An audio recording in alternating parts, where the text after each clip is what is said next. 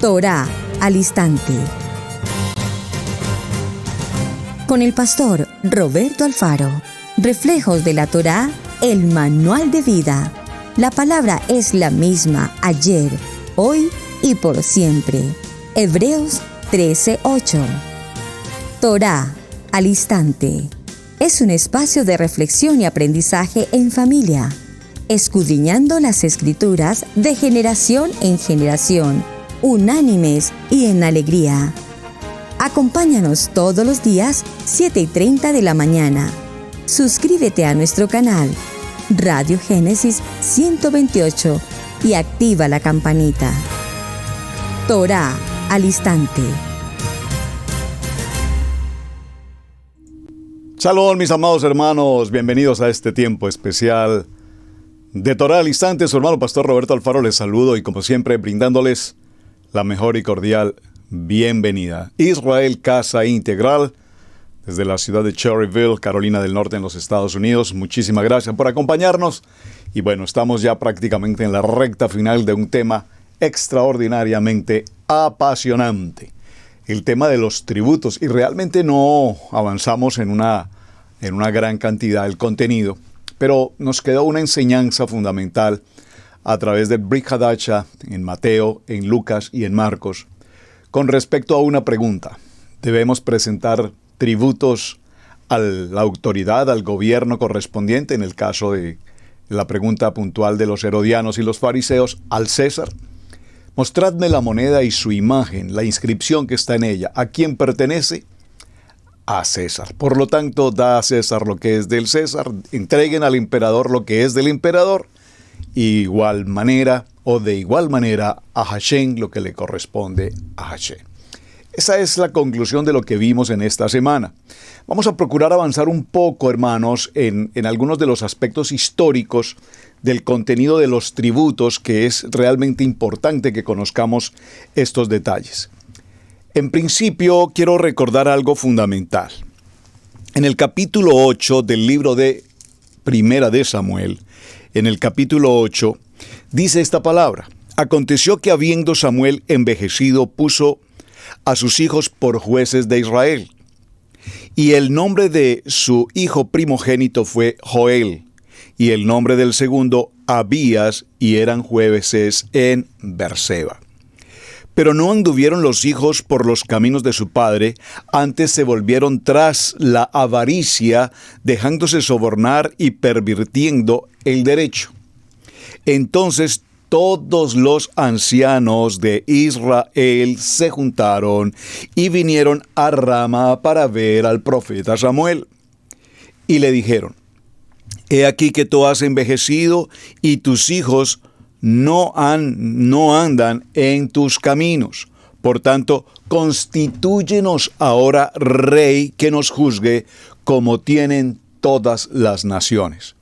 Pero no agradó a Samuel esta palabra que dijeron: danos un rey que nos juzgue. Y Samuel oró a Adonai. Y dijo Adonai a Samuel: Oye la voz del pueblo en todo lo que te digan, porque no te han desechado a ti, sino me han desechado para que no reine sobre ellos, conforme a todas las obras que han hecho desde el día que los saqué de Egipto hasta hoy, dejándome a mí y sirviendo a ídolos ajenos, así hacen también contigo. Ahora pues, oye su voz, mas protesta solemnemente contra ellos y muéstrales cómo les trata el rey que reinará sobre ellos. Y refirió Samuel todas las palabras de Adonai al pueblo que le había pedido rey. Bueno, aquí tendríamos que escudriñar todo el texto, porque es una enseñanza y es un estudio maravilloso, y seguramente en algún momento Adonai nos permitirá el tiempo para hacerlo. Pero por ahora quiero mencionar esto. Los herodianos, los fariseos, el pueblo romano, como el pueblo griego, tenían autoridad de gobierno terrenal. Estos gobiernos exigían los pagos de impuestos, del tributo. Sin embargo, Israel, como una entidad con un Dios establecido, solamente se gobierna a través de la Torá. Pero sin embargo, aquí nos encontramos en el primer libro de Samuel, en el capítulo 8 puntualmente, una historia que es, si puedo decirlo entre comillas, escalofriante. El pueblo de Israel pierde la ruta, la dirección, el sentido. Los hijos del profeta se contaminan con la corrupción, se contaminan con el mundo definitivamente, el dinero, la riqueza para sí, y perdieron el propósito de Hashem. Entonces, el pueblo, a su vez, los ancianos, se reúnen con Samuel y lo que determinan en esta reunión es pedir que Hashem les entregue un rey. No el rey que rige celestialmente, sino que queremos un rey de carne y hueso. Uno que piense por sí mismo, que actúe por sí mismo, que tome decisiones por sí mismo y que nos someta bajo las normas y las leyes y los tributos y los impuestos de hombre. Es básicamente lo que quiero presentar en este contenido. ¿Por qué, hermanos? Porque evidentemente, cuando los fariseos y los herodianos hicieron esta pregunta tan importante a Hashem, recuerden, lo vimos en el transcurso de la semana, nuestro amado Yeshua, él les da una respuesta y les dice, muéstrenme esa moneda y a quién pertenece. Es decir, que para estos hombres, tanto los helenizados como los judíos, definitivamente su estilo de vida, su forma de vida, su vida económica, su vida en su entorno dependía del contexto económico.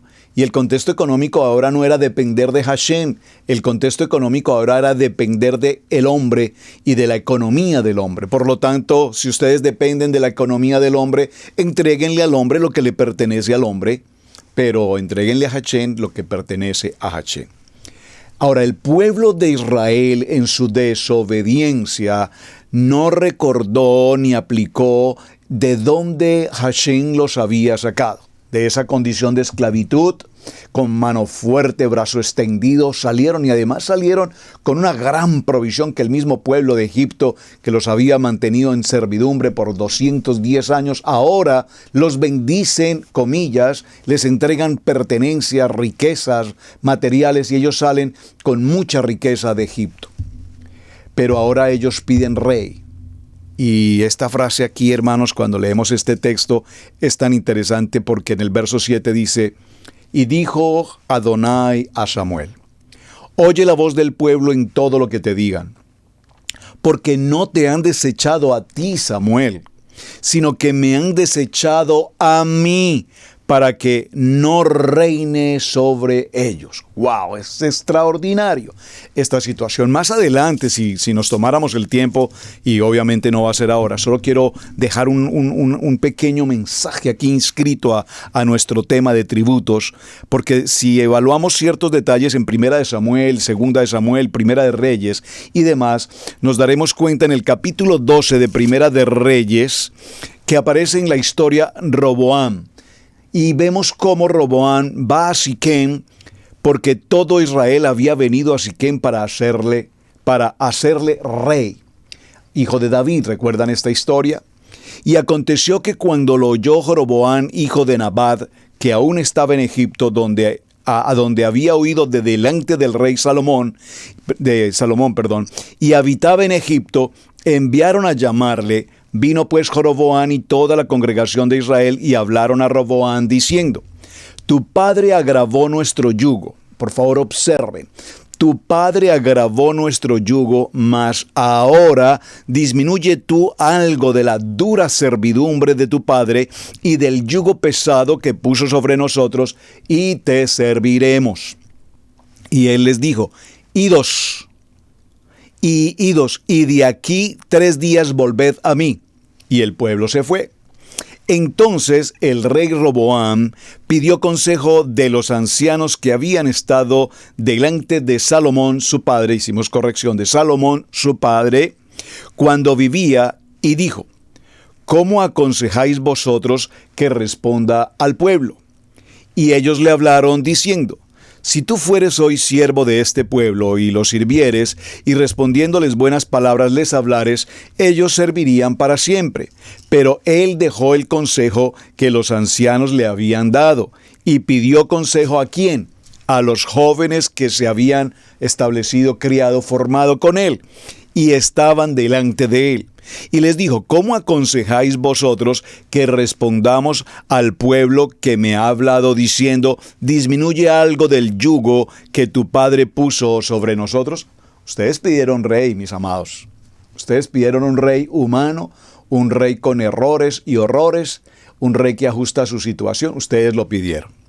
Entonces los jóvenes que se habían criado con Roboam le respondieron diciendo, así hablarás a este pueblo que te ha dicho estas palabras. Tu padre agravó nuestro yugo, mas tú disminúyenos algo. Así les hablarás.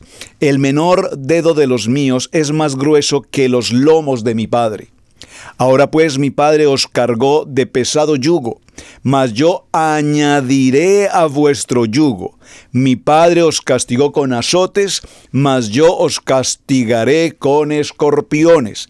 Al tercer día vino Jeroboam con todo el pueblo de Roboam, según el rey había mandado, diciendo, volved al tercer día. Bueno, esto solo para significar, mis amados hermanos, que al nosotros elegir gobierno terrenal, sobre el cual, de hecho, así vivimos, estamos sometidos a ese yugo, a esa carga que los gobiernos en cada nación, según su tipo de gobierno, nos ejercen. Entonces pagamos impuestos, y pagamos impuestos que en muchos de los casos, a nuestro modo de ver como pueblo, decimos que no es justo. Pero es que no es justo que tengamos que pagar impuestos por esto, por lo otro, por aquí, por todo, por absolutamente todo. Decíamos en esta semana que incluso, ¿cómo puede ser posible que si nosotros tenemos un capital, un ahorro financiero y lo colocamos en una entidad bancaria, abrimos una cuenta bancaria y colocamos en esa cuenta de ahorros nuestro dinero para ahorrar, esa entidad financiera toma nuestro dinero, lo distribuye en créditos a empresas o industrias en general, a altos niveles de interés, obtienen extravagantes ganancias de nuestro dinero y aparte de eso a nosotros nos pagan una ínfimo porcentaje, que en muchos casos no es ni siquiera el 1%, pero peor aún, cuando nosotros decidimos tomar de nuestro dinero, de esa entidad, tomar para una inversión, entonces ahora nos cobran impuesto sobre el dinero que es nuestro dinero. Y podemos decir, pero ¿cómo es posible que esto pase en nuestros tiempos? Si usted toma una tarjeta bancaria y nos sentimos muy contentos cuando recibimos una tarjeta bancaria, crédito, débito, como quiera que sea, y platino, oro o de estas abiertas al 100% con una suma cuantiosa, usted no se alcanza a imaginar los impuestos que usted está pagando por una tarjeta de estas. Y prácticamente hoy todo se maneja a través de tarjeta. Toda esta historia tiene que ver con el concepto de tributos. Ahora, vamos a ir un poco, repito, a la historia. ¿Cómo sucedió? ¿Cuándo empezó? ¿Y cuál es un poco su origen? Aunque el tiempo sé que lastimosamente no lo vamos a poder avanzar. Bueno, podríamos continuarlo la siguiente semana porque hay muchos temas importantes que tratar. Egipto fue el primer estado centralizado del mundo, lo que significa, mis amados, que el pueblo egipcio fue también el primero en cumplir con una de las obligaciones ineludibles de los ciudadanos en todas las épocas de la historia y en todos los lugares. ¿Cuál es? Pagar impuestos. El presidente Franklin en los Estados Unidos dijo una frase muy conocida, tal vez algunos en otros países no la reconozcan, aquí en América es popular, cuando dijo, hay dos cosas inevitables en la vida de un ser humano: la muerte y los impuestos. Y esto viene de una historia pues que estamos hablando desde el tiempo de Egipto. Pagar impuestos. Ya desde el cuarto milenio antes de Yeshua, antes de la unificación del país, se recaudaban impuestos a pequeña escala dentro de los miles de puntos geográficos de los reinos predestinados al Alto Egipto como Abidos, Nagada y Heracópolis, con la aparición de un estado unificado en todo Egipto en torno del 3100 antes de Yeshua. Los faraones crearon un sistema recaudatorio que cubría el conjunto de todos los estados y que, apoyado en una burocracia, es impresionante cómo se apropiaban de dineros y se malgastaban o se hacía mal usufructo de ellos. Al principio era el propio rey encargado de realizar la recaudación o cuando menos de propiciarla en su presencia. Junto a su corte se embarcaba una flotilla con la cual recorrían el valle del Nilo para trasladar su residencia desde Abidos, en el sur del país, a Menfis, al norte, y viceversa. Era lo que se conoce como el seguimiento de Horus. El rey se consideraba la encarnación de un ídolo halcón Horus en la tierra, y le daba al faraón la ocasión de dejarse ver ante sus súbditos. Las dificultades del viaje se reflejaban en el hecho de que al principio se hacía solo cada 2 años. Aprovechando la presencia del soberano, los encargados de llenar las arcas del tesoro, integrados en un departamento que existía al menos desde la dinastía primera, organizaba cada localidad ceremonias de recaudación denominadas el recuento del ganado.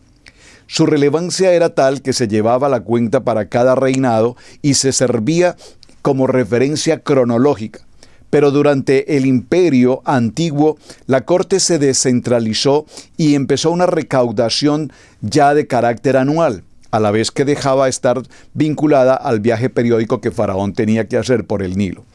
Los funcionarios llevaban una contabilidad detallada de esta recaudación.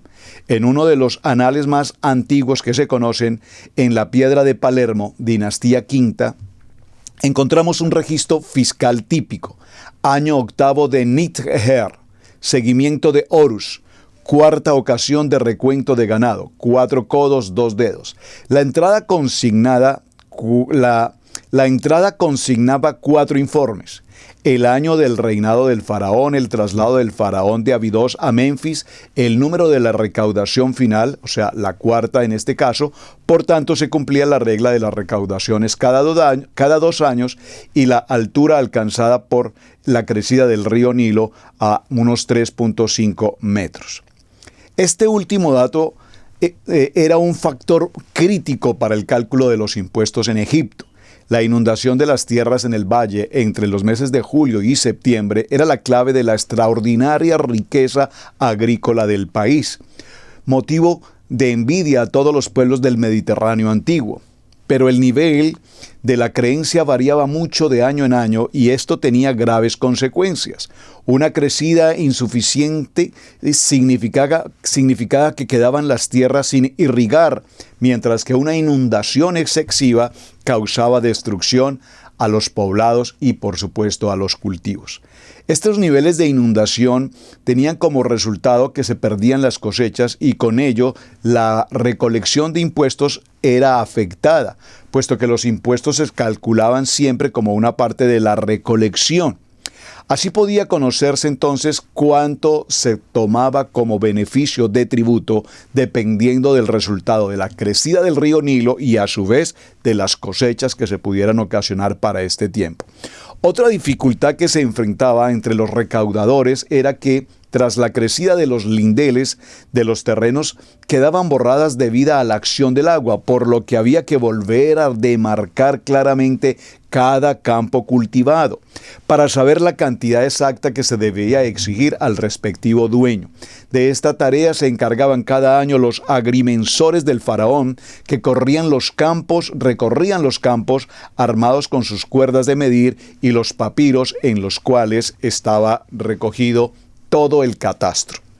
En las instrucciones que podemos leer en los diferentes textos recopilados, los escribas de finales de la dinastía novena en el siglo II antes de Machía se enumeran los cometidos de agrimensor, jefe de quien se dice que era el supervisor de los granos que controlaban la medida y que fijaba las cuotas de la cosecha para el tributo, quien registraba las islas de la Tierra Nueva, el gran nombre de su majestad, quien registra las marcas de los límites de los campos, quien actúa para el rey en su enumeración de impuestos, quien hace el registro de las respectivas tierras. Los campesinos trataban a menudo de cambiar las delimitaciones en su provecho, a pesar de que esta era una práctica severamente castigada, como muestra una referencia en el libro de los muertos. No he reducido la aurora, no he hecho trampas con los terrenos, afirmó el difunto ante el tribunal de Osiris, el dios del más allá. Ahora, veamos esto. Aquí estamos haciendo una pequeña lectura a la manera como en el pueblo egipcio se llevaban a cabo la recolección de impuestos y tributos para el faraón. Habían, por supuesto, personas, como obvio, una IRS, una oficina de impuestos encargada de todos los trámites de los censos a las demarcaciones de los terrenos, es decir, como una nomenclatura como la conocemos hoy. Entonces, ¿qué hacían los agricultores? En términos modernos diríamos, movían las estacas. Es decir, para que no les cobraran un gran impuesto, un gran tributo, entonces corrían la medida de sus estacas para que el terreno se hiciese un poco más pequeño. Pero para quienes eran sorprendidos en este acto fraudulento respecto de los impuestos, obviamente habían castigos extremadamente delicados, entre ellos como retirarles la propiedad e incluso la vida. La recaudación de los impuestos iba siempre acompañada de la coerción y la violencia, al menos de la amenaza de esta. Los relieves de las matabas del Imperio Antiguo son muy explícitos. En ellos vemos a los escribas tomando nota de las declaraciones que se realizaban por cada uno de los agricultores, quienes aparecen de rodillas mientras son sujetados por fuerza por los funcionarios armados de varas y prestos a golpearlos. En muchos casos, al fondo de la escena podemos ver incluso a un campesino más tosudo o mentiroso que el resto, atado a un poste, mientras recibe una ración de palos, bien por haber mentido, bien por sonsacar la verdad sobre la cosecha. El texto del Imperio Nuevo, la sátira de los oficios, describe muy gráficamente la vida de los agricultores. Cuando un campesino regresaba a sus tierras, las encontraba absolutamente destrozadas. Gasta tiempo cultivando y la serpiente marcha atrás él. Acaba la siembra, no ve brizna de verde. Ara 3 veces con ganado prestado, su mujer ha ido a los mercaderes y no ha encontrado nada para intercambiar, lo que conocemos como el trueque. Pero lo peor llegaba con la cosecha, cuando se presentaban los recaudadores que acosaban y maltrataban sin piedad a los campesinos para impedir que no ocultaran absolutamente nada. Ahora es el escriba de los campos el que está junto a las tierras. Vigila la cosecha, sus servidores están sobre los carruajes y mediante armas amenazan a cada uno de ellos. Danos el grano, no tengo grano, lo golpeaban salvajemente. Atado es lanzado a la acequia con la cabeza sumergida, su mujer es atada frente a él, sus hijos tienen grilletes, sus vecinos los abandonan y huyen cuando todo acaba y no hay grano. Todas estas historias, hermanos, pues no están en cierta forma tan lejos de la realidad que obviamente podemos vivir para nuestros días. Sabemos todos, por supuesto, y lo mencionamos en el transcurso de la semana, que el contexto de los tributos y los impuestos, desde el punto de vista del gobierno terrenal, son de carácter obligatorio. Mencioné en esta semana que en el caso en América, la oficina de IRS es impresionante y extraordinariamente delicada. Mencioné, si se comete una falta, una acción dolosa, un delito, y se tiene que enfrentar a una entidad jurídica, legal, penal, como el FBI, por ejemplo, pues es una cosa.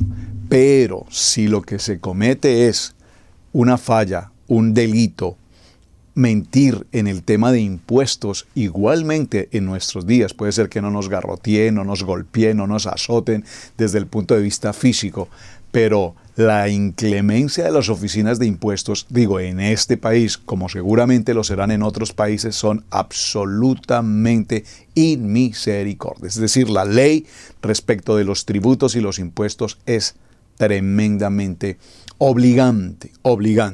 Por favor, dígalo conmigo, obligante. Ahora, evidentemente estamos haciendo un paralelo entre los impuestos y el tributo desde el punto de vista económico, comercial de los gobiernos. Y tomamos como paralelo la semana anterior cuando tomamos el tema de diezmos y ofrendas. Entonces, si hacemos de los diezmos y las ofrendas un contexto legal, jurídico, delante de Hashem, ¿qué dijo Hashem? Vosotros todos me habéis robado. ¿En qué te hemos robado? Contestó el pueblo. En vuestros diezmos y en vuestras ofrendas.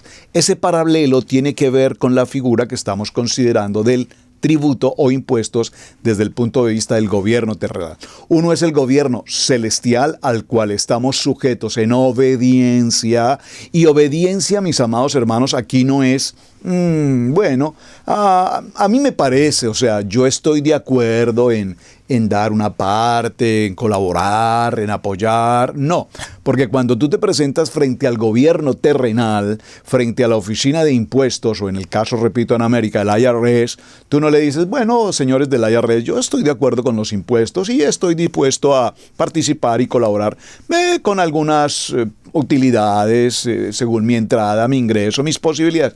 No. ¿Es o no es?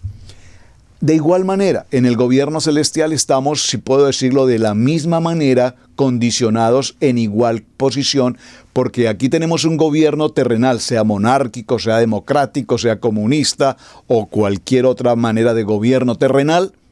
Estamos sujetos a las leyes terrenales, pero aquí tenemos un gobierno celestial y de igual manera estamos sujetos en obediencia, además por revelación, al gobierno celestial. Yo no sé cómo pudiese en este cierre de jornada transmitirle a mis amados hermanos esa frase tan maravillosa que escuchamos del pueblo de Israel frente al monte Horeb. Acercándose el tiempo de Shemot capítulo 20, el pueblo de Israel dijo a Moshe, haremos y obedeceremos. Haremos y obedeceremos. Pero la parte obedecer, realmente no sé cómo es que cada quien la interpreta a su manera. Obedecer, ¿qué es para ti obedecer? Muchos de ustedes son padres de familia. Yo soy papá de 3 hermosos varones, ya prácticamente adultos, y por la gloria de mi amado Hashem, 3 varones obedientes, 3 varones comprometidos con la palabra. Y si yo quisiera manifestar un poco cómo es el proceso económico en nuestro hogar, que pues obviamente no viene al caso, pero solo para significarlo, cada uno de nosotros somos entonces 3 hijos, más la posición mía como papá de la casa, como el sacerdote del hogar, 4. Los 4 tenemos la responsabilidad de la manutención de los 5 que conformamos esta familia, incluyendo a nuestra amada pastora Pili. Es decir, que cada uno de ellos tiene una asignación semanal que tiene que ver con manutención en cuanto a los servicios, internet, fluido eléctrico, agua, gas. A su vez, todos juntos tenemos una responsabilidad del pago correspondiente de la casa. A su vez, cada uno tiene la responsabilidad de los pagos personales, de sus utilidades personales, y a su vez todos tenemos la responsabilidad de administrar el manejo o la manutención de casa. Entonces, en ese sentido aquí no tenemos ningún problema. Esto lo menciono porque muchas veces conozco de casos donde los hijos trabajan, tienen ingresos, a veces incluso ingresos bastante favorables, pero parece que se les olvidó de dónde Hashem lo sacó. Y entonces, como un hijo que ya económicamente recibe manutención, ingreso salarial, cómo un hijo desconoce a papá, a mamá o a hermanos en un hogar. ¿Cómo es que un hijo puede tomar un dinero, hacer usufructo de ese dinero? Es mi dinero, es mi trabajo. Sí, pero un momento, has pasado 18 años en esta casa, nunca te ha faltado el alimento, nunca te ha faltado el techo, nunca te ha faltado la seguridad de tu casa. Hoy, si estás trabajando, lo menos que puedes hacer en tu hogar, amado niño, hijo, adolescente, joven, es corroborar y participar ahora con tu familia en toda la manutención necesaria. Papi, mami, no te preocupes, los costos de manutención de esta casa los asumo yo. Esto es para tenerlo de una manera muy básica, como el gobierno, cuando nosotros, repito, estamos bajo la condición del gobierno terrenal, el gobierno terrenal nos ofrece pues muchas garantías, médica, seguridad social, seguridad desde el punto de vista de la nación, el comercio, la entrada de productos, el mercadeo, bueno, todo lo que tiene una sociedad depende de un gobierno que nos permite, repito, beneficiarnos de todo lo que esa entidad ofrece o requiere. Pero a su vez nos demanda ¿qué? Cumplir con nuestros tributos. Y cumplir con nuestros tributos, pues obviamente no es, repito, si lo quieres hacer, si te parece o no te parece. Es parte del proceso de la ley. Igualmente, repito, para el caso con nuestro amado Hashem. Ahora, vamos a ver otro segmento del tema. Dentro del contexto bíblico vemos cómo el pueblo de Israel se ha caracterizado fundamentalmente por haber dado prioridad obviamente a los valores de carácter espiritual y por supuesto al concepto del monoteísmo, es decir, que dependemos de nuestro amado, único y suficiente Salvador, nuestro amado Hashem. Por lo tanto, es difícil encontrar que en el contexto bíblico haya instituciones precursoras de otro tipo de actividades humanas, como la financiera o la económica. No obstante, los valores éticos y morales aplicables a estas últimas actividades fueron expuestas absolutamente en el libro de la Torá, la Kadosh Torah, en materia de organización de finanzas, desde el punto de vista de familia, desde el punto de vista de comunidad, desde el punto de vista de la nación. El contenido de las Sagradas Escrituras no difiere en lo esencial respecto del desarrollo de la comunidad y respecto del beneficio que la ciudad y los ciudadanos puedan a su vez recibir, como en el caso de la antigua Mesopotamia, en algún caso de Egipto y según investigaciones más recientes en Ugarit, ciudad del estado descubierta accidentalmente hacia el año de 1928. El contenido que estoy leyendo es un estudio jurídico establecido por una universidad de Israel. Me pareció interesante. Son más o menos 130 páginas de lectura. Por supuesto no las voy a poder desarrollar, pero he ido revisando el texto y me ha parecido interesantísimo la profundidad de este contenido. Vamos a resaltar algunos principios básicos. No nos vamos a detener en cuanto al concepto bíblico de ofrendas y diezmos, porque ya lo hicimos con anterioridad, así es que vamos a adelantar un poco. En el capítulo 2.3 de este estudio habla respecto al tema de los tributos. Según una breve explicación precedente, estos tributos eran destinados exclusivamente al sostenimiento del culto y de los auxiliares del culto. Está haciendo referencia en cuanto al tema de diezmos y ofrendas. No aparecen estas contribuciones como necesarias para el sostenimiento de un gobierno de carácter civil. Y en realidad, por la forma en que aparecen tratadas en la Torá, pareciera que funcionan dentro de las primeras épocas de asentamiento de las tribus de Israel o Canaán. Entonces, en que realmente parecía no ser necesaria la existencia de un poder de gobierno central. Recuerden, la palabra que Hashem entregó era a las 12 tribus, o fue a las 12 tribus, de tal manera que, como se distribuyeran los recursos, todos tenían la bendición para que fuesen absolutamente prosperados en todo. Sin embargo, recuerden que los levitas no formaban parte del valor económico, no se les asignó tierra, por lo tanto los levitas recibían de los diezmos y de las ofrendas, era otra línea, digamos, del sostenimiento. Durante el periodo de los jueces aparentemente no fueron menester tributos ni hubo realmente un sistema impositivo.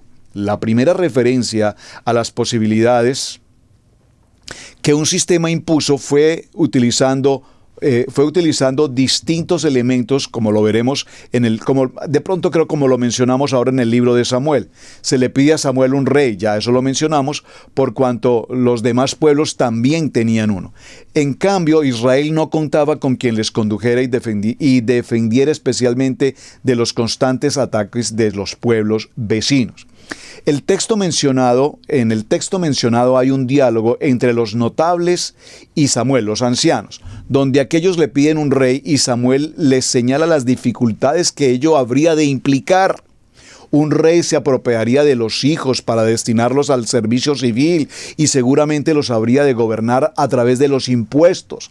A pesar de todas estas objeciones insistentes, los pobladores exigían que tuviesen un rey, lo cual concluye con la unción de Saúl como el primer rey de Israel. De todos modos, aún así cabe suponer que en la época del rey Saúl no habría existido un sistema de tributos con destino civil. La organización tribal, muy importante, recién podemos hablar de un sistema tributario en las postrimerías del reinado de David y principalmente durante el reinado de Salomón. Otros tributos. Uno de los tributos más condenados por las modernas finanzas públicas es la capitación. Préstele atención a esa palabra. Tributo igual por cabeza, sin interesar la condición del sujeto. O sea, todos los habitantes de determinado lugar pagan exactamente igual monto. La moderna teoría de las finanzas lo considera injusto porque no parece lógico que quienes estén en diferentes condiciones paguen exactamente la misma cantidad. En efecto, la justicia distingue en función de la capacidad económica de los distintos sujetos. Un primer indicio de capitación se encuentra en el libro de Pentateuco o en la Torá para arreglar el templo. En el libro de Éxodo, en el capítulo 30, menciona que todos los mayores de 20 años tenían que efectuar una contribución para tal fin. Aparentemente esta contribución fue por partes iguales para todo el pueblo y de esta manera se podían recaudar los fondos necesarios para apoyar el primer templo. Sin embargo, este versículo de Éxodo ha servido para que con posterioridad en la época teocrática del segundo templo volvieran a instruirse una capitación en la contribución que tenía de carácter voluntario y debían satisfacerse no solamente para el pueblo, sino para que todo Israel pudiera soportar la situación frente a la diáspora. En la época del rey David parece insinuarse la importancia del poder civil y de sus consiguientes gastos. Menciona el libro de 2 de Samuel que el rey David ordenó un censo en la población, que evidentemente estaba destinado a alistar los contribuyentes para tal vez obtener de ellos nuevamente una capitación con beneficios bélicos. David fue el primero en organizar un ejército más o menos regular que debía ser mantenido.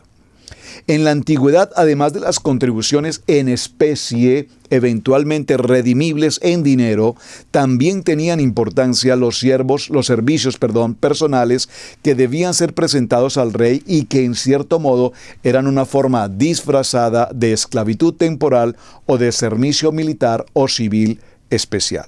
La construcción del templo en época de Salomón se hizo a costa de ingentes horas de estos servicios personales que obviamente eran también una forma de contribución. No pueden dejarse de mencionar algunas otras formas de contribuciones sociales que se narran a través de la Torá, que no tenían específicamente carácter de tributo, pero que cumplían con el fin social de satisfacer ciertas necesidades de carácter colectivo. Así encontramos los rincones de los campos que debían dejarse sin cosechar o sin cortar, para que de ellos pudieran servirse los pobres o los extranjeros. No acabarás de cegar el rincón de tu campo, ni espigarás tu tierra segada, ni rebuscarás tu viña, y los granos caídos para el pobre y el extranjero dejarás. El moderno sistema tributario, el poder coercitivo del Estado, conlleva al poder sancionatorio respecto de que no cumple con una obligación de pagar los impuestos. Detrás del ilícito así configurado viene la sanción, es decir, a partir de ahora, todos aquellos beneficiarios de una nación que no correspondan en su orden al pago del tributo o el impuesto, entonces generarán multas y en algunos casos la privación de su libertad. Es decir, esta historia no empezó en el siglo XXI ni en el siglo XX, estamos hablando de un contexto totalmente bíblico y en el tiempo de David ya Salomón y todo se empieza a ver esta situación. En las ciudades donde vivían los levitas debía haber jueces y alcaldes. Estos jueces y alcaldes seguramente cumplían una función de hecho de carácter civil, además de auxiliares del servicio y el culto. Y si bien no existen evidencias, pareciera ser que de esta forma incipiente del servicio civil se necesitó otro recurso. Aparte del tributo, aparte de los impuestos, se debía incrementar el contexto de las donaciones y las ofrendas, especialmente para los levitas. Hay que entender que estas instituciones, con el alcance de otras de carácter religioso, jurídico, económico y del Antiguo Testamento, como el año sabático, el descanso de las tierras, la remisión de deudas, el derecho temporal a la propiedad rural, que luego del año de jubileo volvía a sus antiguos propietarios, o que la propiedad privada estaba limitada a la propiedad urbana edificada y no hacía la baldía, así como las diversas instituciones que fueron perfilando el carácter sagrado o divino de las contribuciones mencionadas. Veamos un poco la evolución. Tal como se dijo, pareciera que durante el reinado de Saúl, los impuestos que pudieron haberse aplicado eran nulos o incipientes y no existen evidencias de un sistema tributario como lo conocemos hoy. Pero en la época del rey David, como fuese mencionado, hubo un censo en la población por iniciativa real, con aparentes propósitos tributarios, militares y de posición social. La organización del servicio financiero del reino en forma regular comienza con el rey Salomón, periodo de oro donde afluía la riqueza a Jerusalén. Salomón aprovechó las ventajas relativas de la ubicación geográfica de su reino en Mesopotamia y Egipto, y en aquella época eran usuales los derechos de peaje o los derechos de comercio internacional. Este tributo parece haber rendido bastantes frutos a las arcas del rey Salomón. La fastuosidad y las necesidades de su reino simultáneamente contribuyeron para que su palacio creciera. Lo llevaron a imponer fuertes contribuciones a la población local. No es posible establecer con precisión cuáles fueron estas dichas contribuciones, ni podemos afirmar con certeza que en esta época no haya una confusión entre los recursos destinados al templo y los recursos destinados al gobierno civil, tal como se produjo más adelante. Salomón dividió al país en 12 distritos, cada uno de los cuales tenía que proveerle víveres para un mes durante el año, o sea que cada distrito debía hacerse cargo de sus necesidades durante un mes. Extraordinario, este texto es importantísimo. Por otro lado, se incrementó notablemente el servicio personal dentro de la propia población. Existen indicios de que hubo dificultades financieras. Uno de los principales recursos de la corona en aquel tiempo era la explotación de sus propias tierras, y Salomón tuvo que ceder algunos terrenos a extranjeros por ciertas negociaciones, según hay evidencia en el libro de Reyes, por ejemplo, en el primer libro de Reyes, en el capítulo 9, versos 10 al 13. Aumentó bastante la presión fiscal y pareciera no haber sido muy equitativo en el reparto de esta presión entre la población. Es así como comienza, por razones de índole financiera, cierta disputa entre las tribus del sur y las tribus del norte. Las del sur, las que proveían Salomón, de las que provenía Salomón, eran las que le proveían el apoyo logístico, guerreros y mercenarios, pero el mantenimiento de su reinado, por lo cual pretendían liberar a la tribu de Judá de parte de los tributos. En cambio, como era muy numerosa la población de la tribu de Efraín, quiso dividir el distrito respectivo para que contribuyeran doblemente. Esto provocó bastantes resistencias en el norte. No obstante, el prestigio que Salomón había ganado internacionalmente permitió que algunas dificultades llegaran hasta el fin de su reinado. Bueno, mis amados, el texto, repito, son más de 100 y tantas páginas, no vamos a poder avanzar en todo el contenido, pero quiero ya en nuestro cierre resaltar un aspecto que me parece muy llamativo y que definitivamente lo tenemos que mencionar para ya entrar a nuestro cierre. Vamos a nuestra pausa un momento, regresamos en unos minutos. Mateo 10, 6 al 7. Vayan mejor a las ovejas perdidas de la casa de Israel. Y al ir, proclamen: el reino de Yahweh está cerca. Suscríbete a nuestro seminario Raíces Hebreas.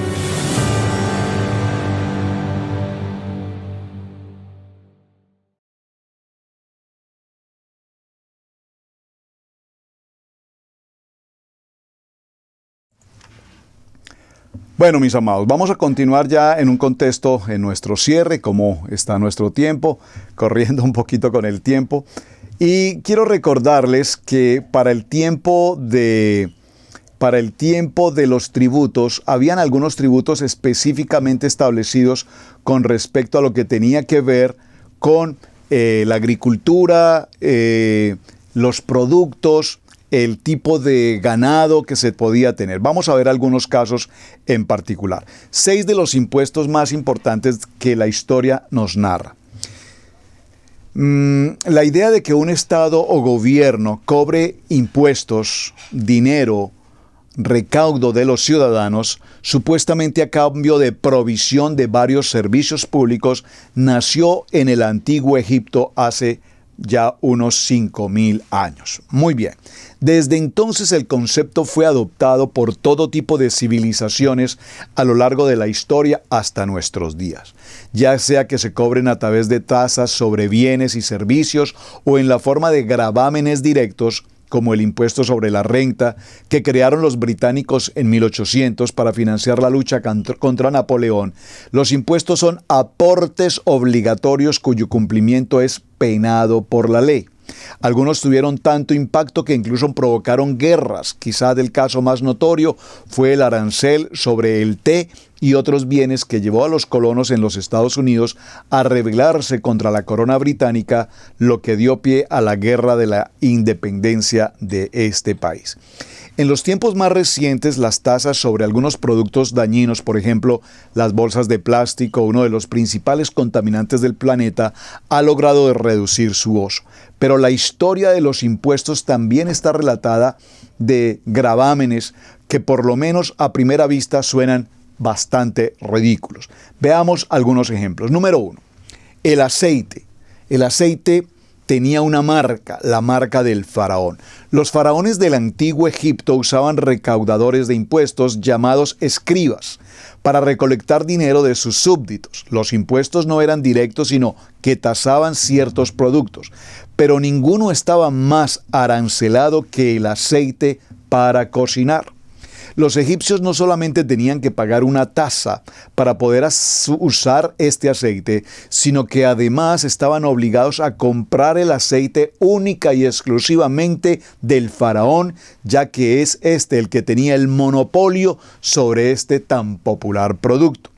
Pero el abuso no terminaba ahí. Reutilizar el aceite estaba absolutamente prohibido y castigado, y el gobernante enviaba a sus funcionarios a revisar que las gentes no utilizaran o reutilizaran el aceite, sino que siempre se mantuviese un aceite fresco. Monopolio del faraón. Otro ejemplo que parece ridículo, pero la historia lo narra. El pis costoso, dice el título, está haciendo referencia a la orina, orinar.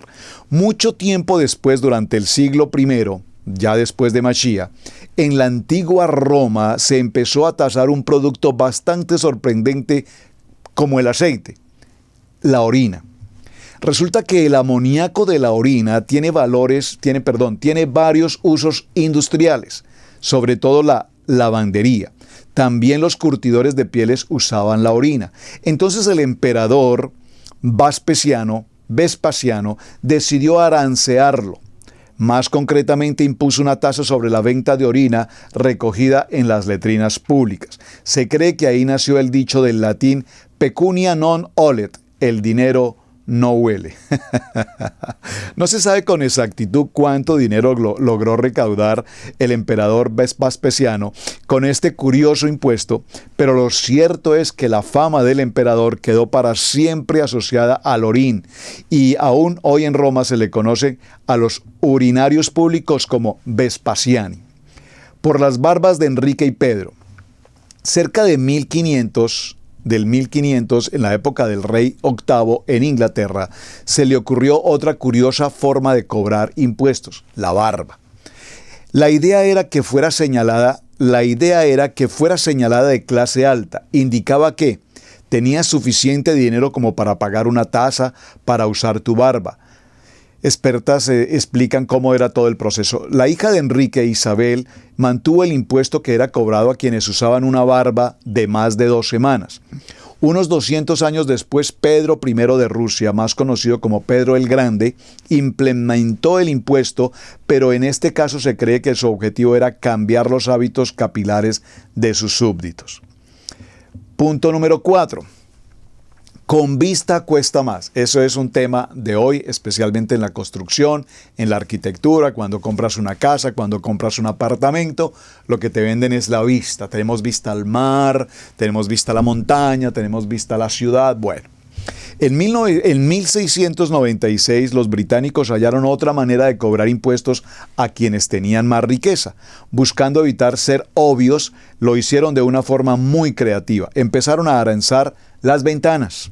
Cuantas ventanas tuviera una casa, más impuestos tenía que pagar el dueño. Cuanta mejor vista tuviese una casa, mayor impuesto pagaría.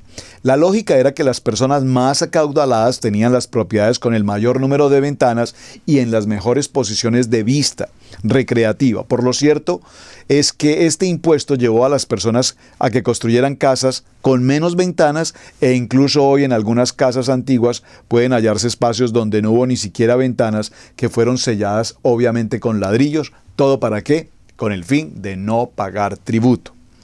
Muy bien. El astuto Oliver.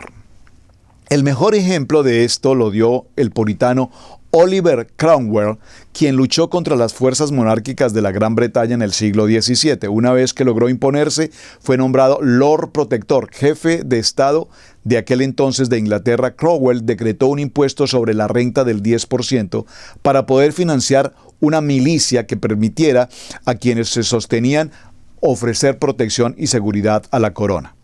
Vean este tan interesante. A ver si tenemos unos minuticos para cerrar aquí en este punto. Muy bien. Las vacas flatulentas. Espero que usted conozca el término flatulento, flatulación. Los ejemplos de impuestos más llamativos no solamente se remontan al pasado, también en tiempos modernos existen algún tipo de impuestos y tributos que nos sorprendería. Uno de ellos es el impuesto a la flutulencia de las vacas. Voy a ponerlo en otra palabra, a los gases, al gas. No sé si al gas de las personas, aquí dice al gas de las vacas puntualmente. Aunque pueda sonar un poco gracioso esta historia, lo cierto es que las flatulencias de las vacas contienen metano, uno de los principales causantes del calentamiento global. Es por eso que algunos países de la Unión Europea cobran un impuesto muy elevado por cada vaca existente en una hacienda o en un territorio agropecuario. Tremendo. El país que más cobra por los ganados y por sus flutulencias de sus vacas es Dinamarca, de donde cada animal debe pagar alrededor de $110 de arancel. Bueno, interesante la historia, muy, pero muy, muy interesante. Así es que, mis amados hermanos, nos queda mucho tema por tratar, pero procuramos avanzar en una semana que creo que nos ha dejado a todos una enseñanza extraordinaria. Concluyamos. Quienes estamos en la tierra, en el mundo, dijo Hashem, dijo nuestro amado Yeshua HaMashiach: Padre, no te pido que los quites del mundo, te pido que los guardes, Estamos en la tierra, estamos sujetos a los gobiernos terrenales. Hashem permite todos estos sistemas de gobierno. El pueblo pidió rey, el pueblo pidió presidentes, el pueblo pidió gobernantes. Pues Hashem dijo: ok, me han desechado a mí, escúchenlos a ellos, síganlos a ellos, obedézcanlos a ellos y sométanse a ellos. Entonces, que este presidente, que este gobierno, no. Nosotros los elegimos. Y es más, perdón la palabra, pero todavía somos diríamos en mi país, tan cabezones, que sabemos que hay gobernantes pésimos, corruptos, deficientes o ineficientes mejor. Y sin embargo, el pueblo los elige.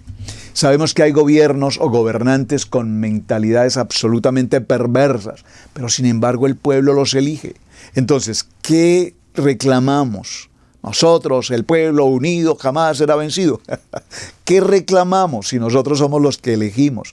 Y entonces, ¿qué dijo Hashem al profeta Samuel? Samuel, no te preocupes, no te están desechando a ti, me están desechando a mí.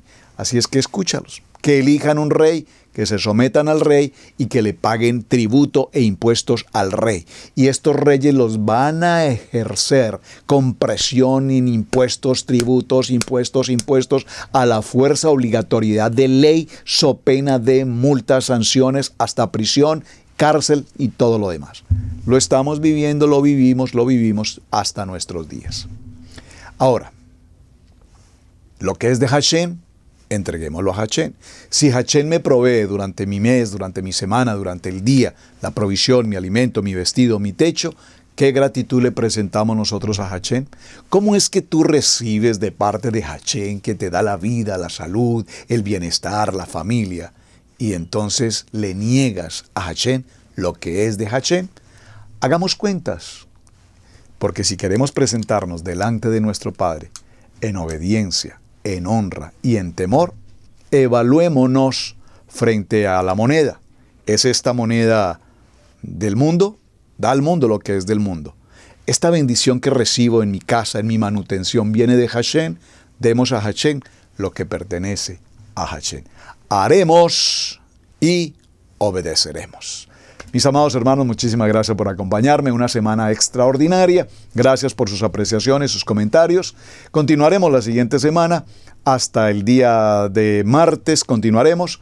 Shabbat Shalom para todos. Un abrazo cordial desde Israel, Casa Integral. Su hermano, Pastor Roberto Alfaro. Me despido. Shalom para todos. Bendiciones. Debemos aprender a honrar los dones del ministerio, en especial el de enseñanza.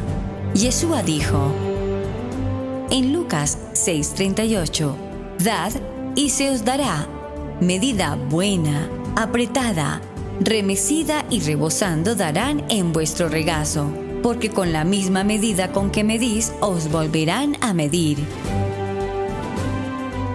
Si Radio Génesis 128 ha sido de enseñanza y bendición en tu vida, te invitamos a bendecirlo a través de las plataformas PayPal, Zelle, Square Cash, que están en nuestro portal www.radiogenesis128.com.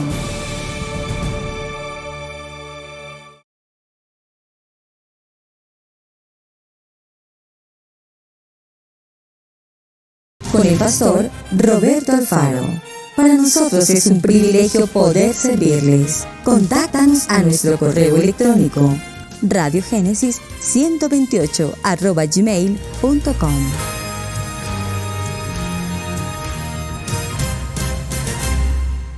Amigos, gracias por ver el video del día de hoy. Con tu control remoto puedes seleccionar el botón arriba de suscribirte y también te dejamos 2 videos que también sabemos que van a ser de ayuda para tu vida. Gracias por estar con nosotros aquí en Israel Casa Integral. Recuerda, es un gran privilegio servir a Adonai.